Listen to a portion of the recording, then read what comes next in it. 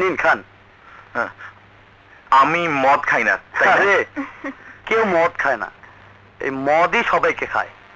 শুনুন মিস্টার, আমি হেল্প করব অনলি ফর হেনা, কারণ ছোটকাল থেকে আমি ওকে জানি। ওর মধ্যে বড় হওয়ার একটা স্বপ্ন আছে, সেই স্বপ্নটা আমি পূরণ করতে চাই।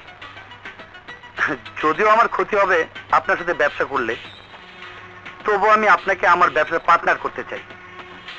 তবে একটা দলিল আমি করে দেব, আর সেই দলিলে আপনার বাবাকে সই করতে হবে। বাবা মনে হয় নতুন ব্যবসার দলিলে সই করবে না।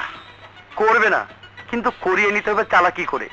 পৃথিবীতে বড় হতে হলে কিছু খারাপ পথে হাঁটতে হয়, কিছু চালবাজির আশ্রয় নিতে হয় মিস্টার। কিন্তু নো কিন্তু ডার্লিং, তুমি আমার জন্য এইটুকু না করলে আমি আর তোমার সংসারে ফিরে যাব না। গুড। আর আপনার সংসারও না গেলে আপনার জীবনটা মরুভূমির মতন হাহাকার করে উঠবে।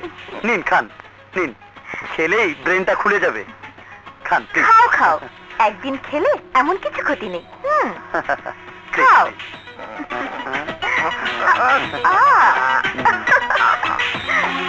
Very good, very good.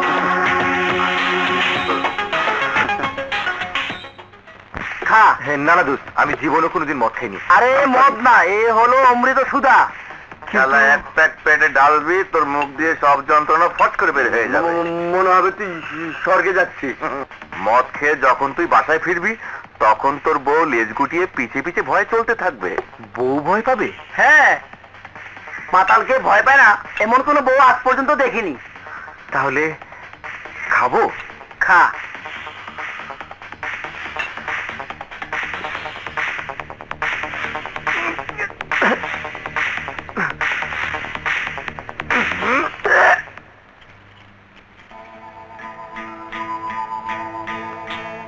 কি রে, কি ভাবছিস তুই? আমার স্বামীর মন কেন আমার দিকে নিতে পারছি না? কি করে পারবি? কোনোদিন চেষ্টা করেছিস স্বামীর মনে ভালোবাসা জাগাতে? কোনোদিন তার মন ভোলাতে? কোনোদিন তাকে নিজের কাছে টেনে আনতে? কেন? সে তো আমার স্বামী, সে তো এমনি আমার কাছে ছুটে আসবে। না, সে তোর উপর অভিমান করেছে। সে রাগ অভিমান তোকে তোর ভালোবাসা দিয়ে, প্রেম দিয়ে, আদর সোহাগ দিয়ে ফিরিয়ে আনতে হবে।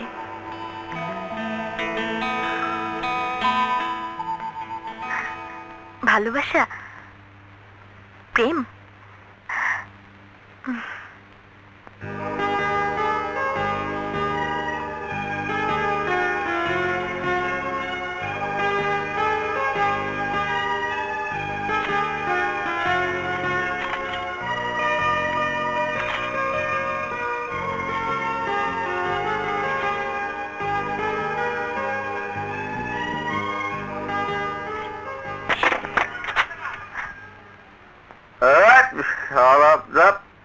একদম চুপ।